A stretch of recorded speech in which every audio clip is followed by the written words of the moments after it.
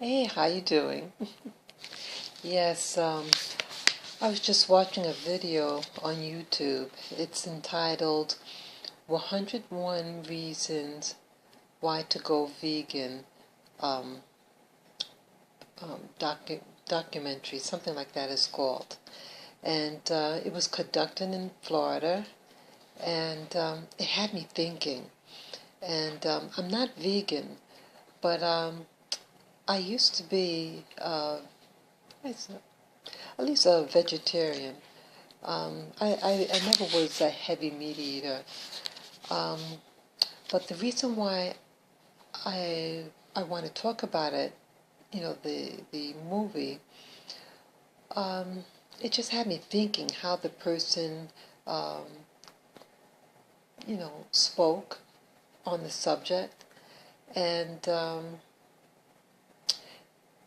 the person initially started the presentation um, with two circles on a board, one red and the other blue. And he initially says, everyone, the one circle is actually bigger than the other, okay?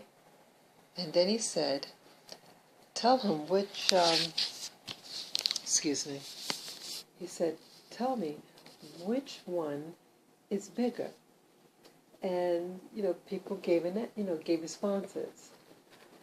And then he says, they're both the same size, the circles. I just told you that.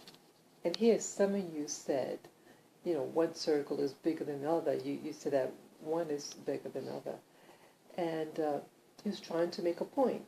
He said that if you say something long enough, often enough, that you'll believe it.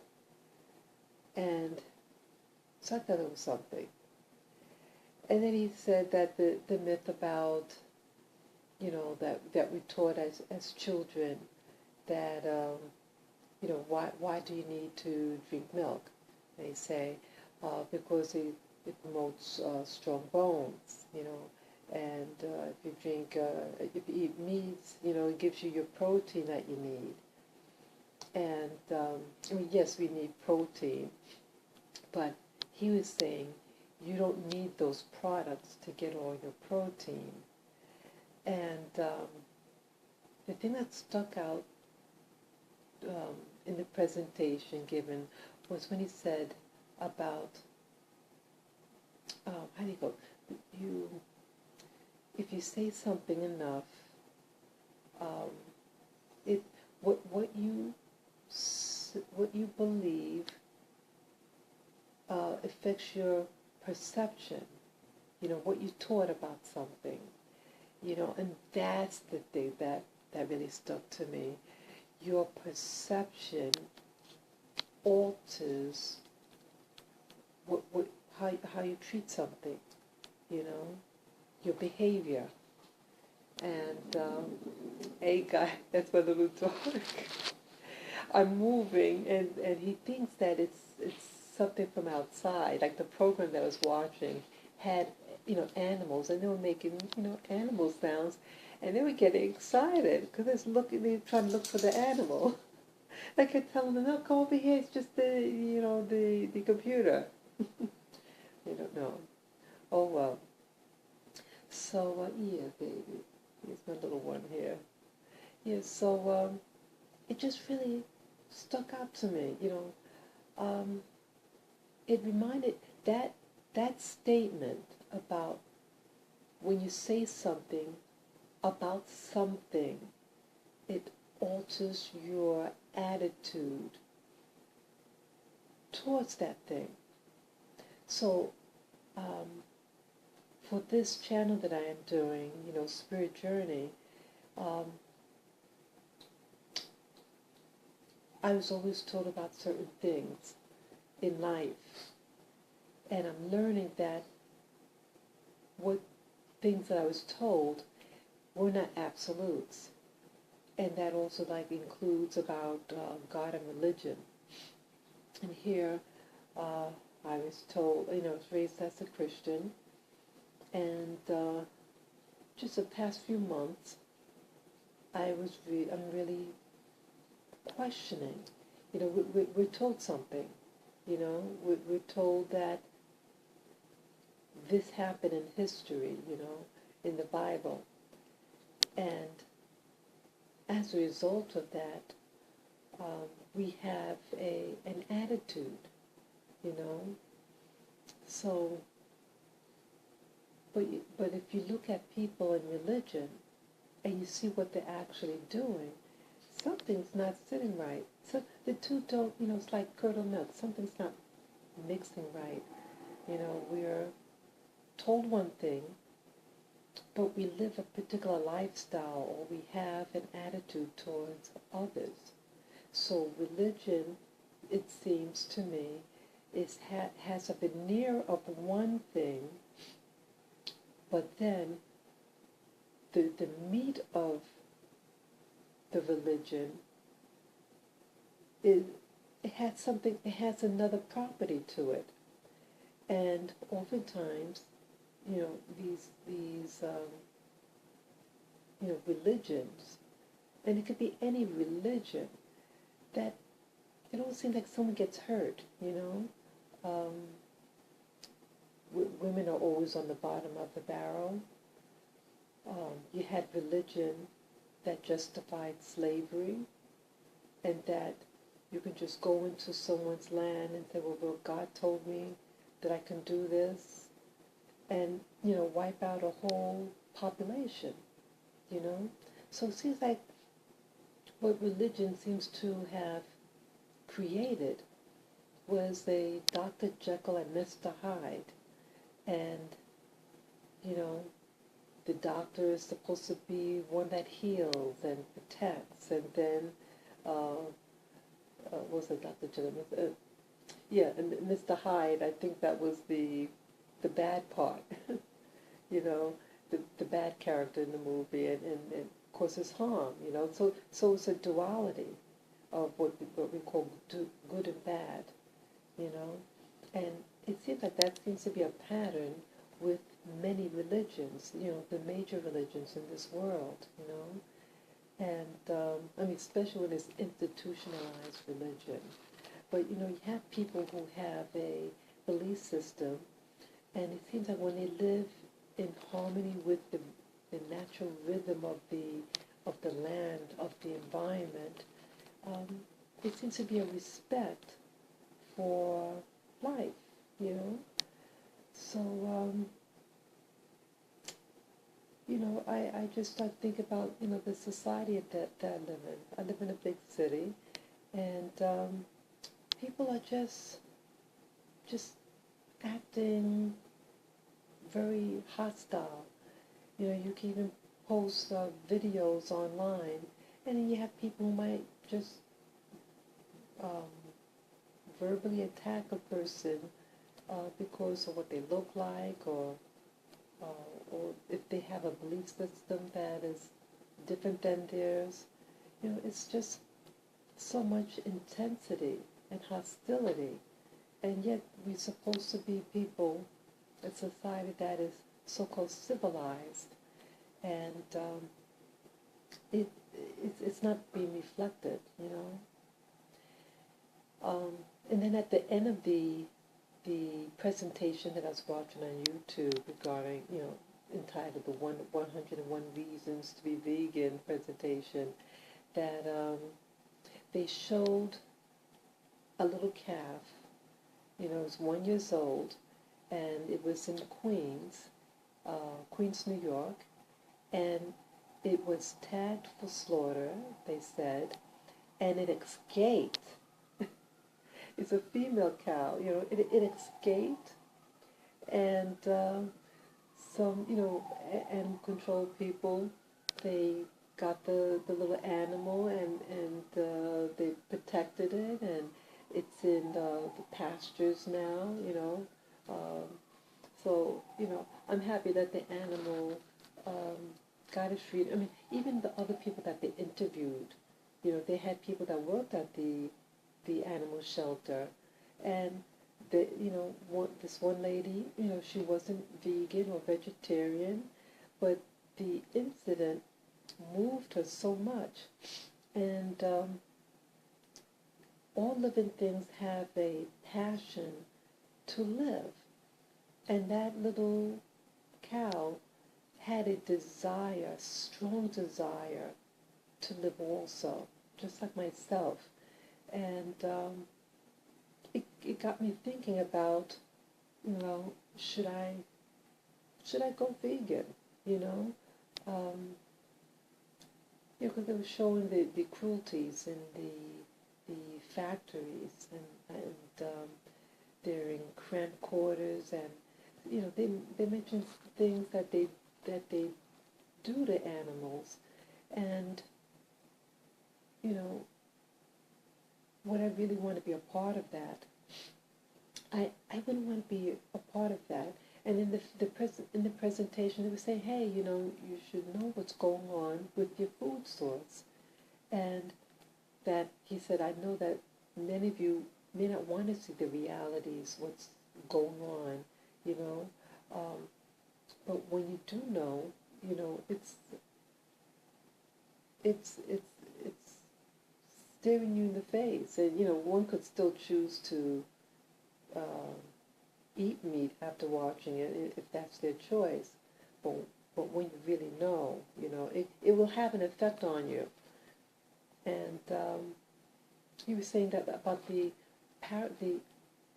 that with the social conditioning, um, he was saying like he had like pictures of strawberries, and then the other picture next to it was of piglets.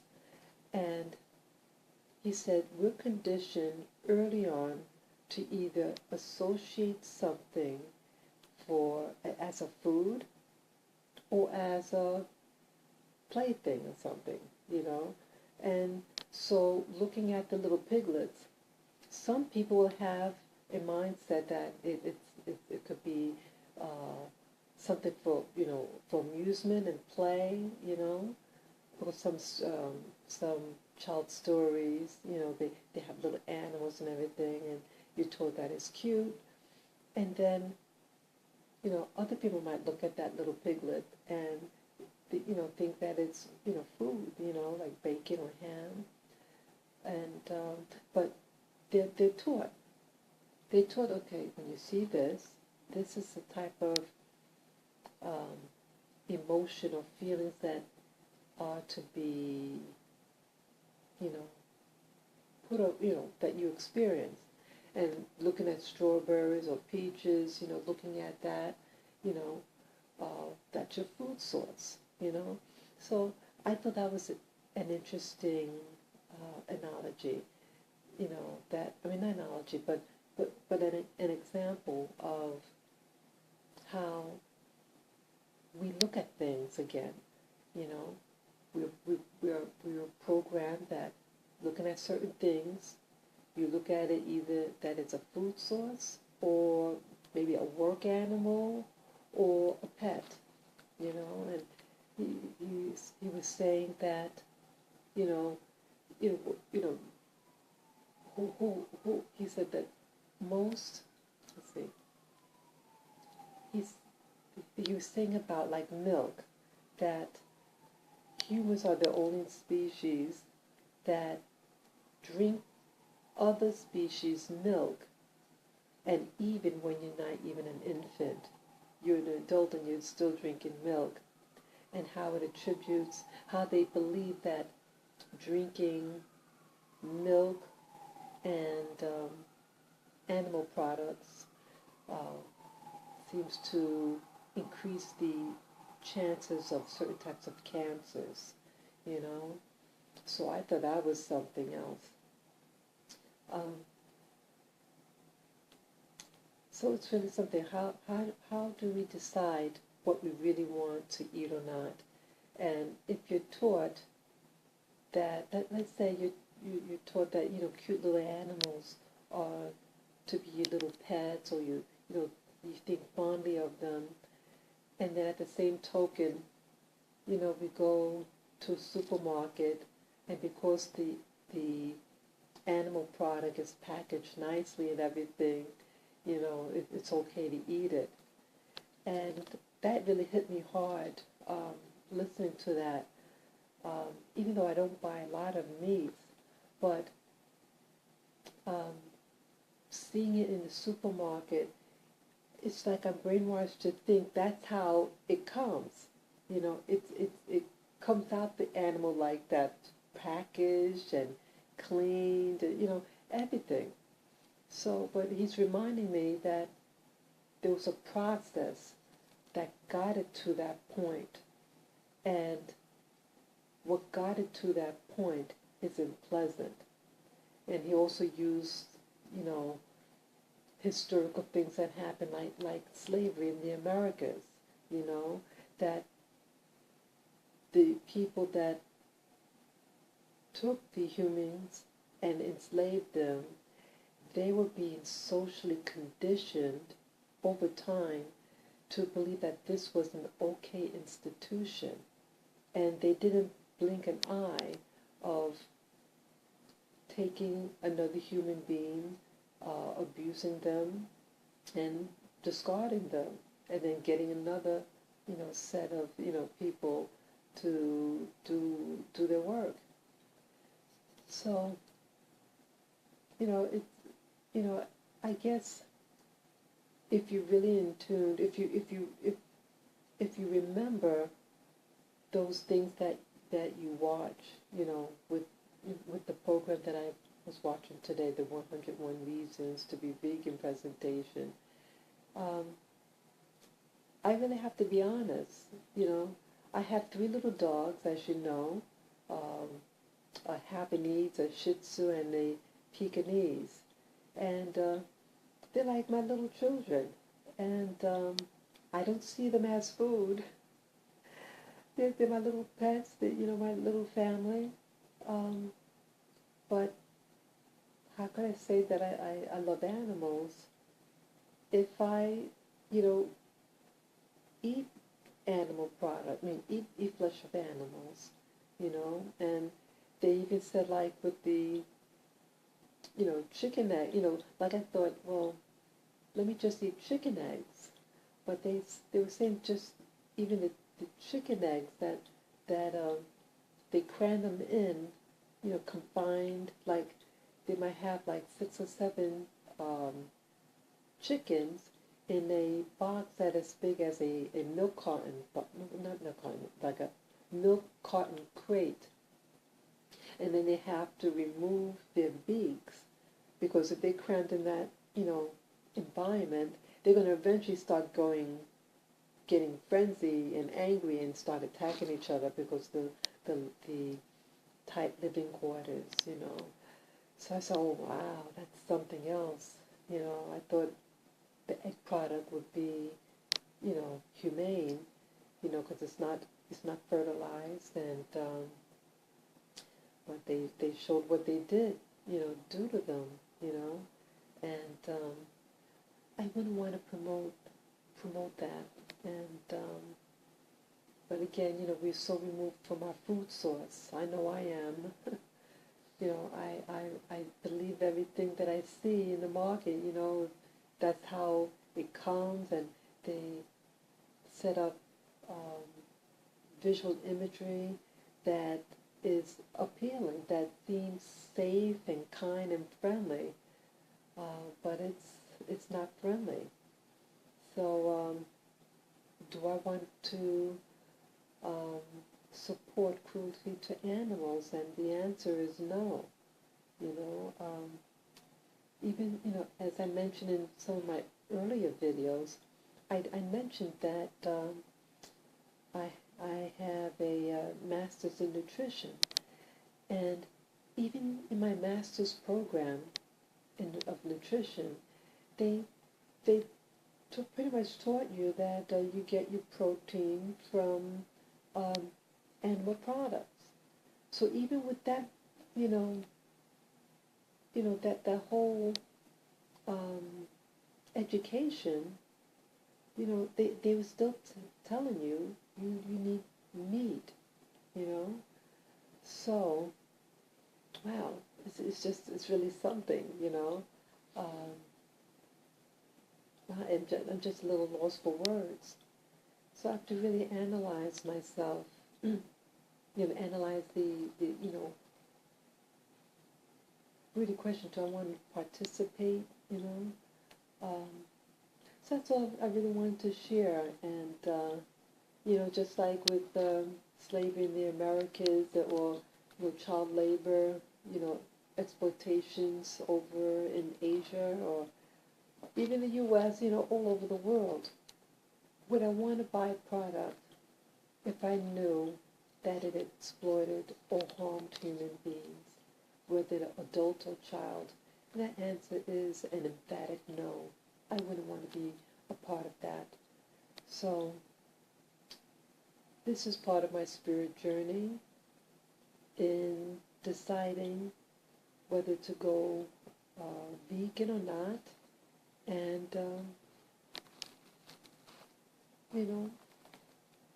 that's all I want to say. So let me know what you think. And,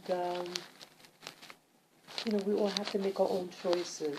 And that's what I'm saying. So what is the best choice for you, you do that. And I know that if one becomes vegan, that you have to be responsible at getting your B12 because B12 is only found in animal products, and there is some trace amount in like sea kelp, things like that, but it's not significant enough for um, to sustain you, So I would have to make sure I get my B12 supplements. Either in pill form, they have the sublingual B12, and they also, you can go to your doctor and they can give you the B12 shots. So that's all I wanted to share with you guys, and enjoy your evening. Bye-bye.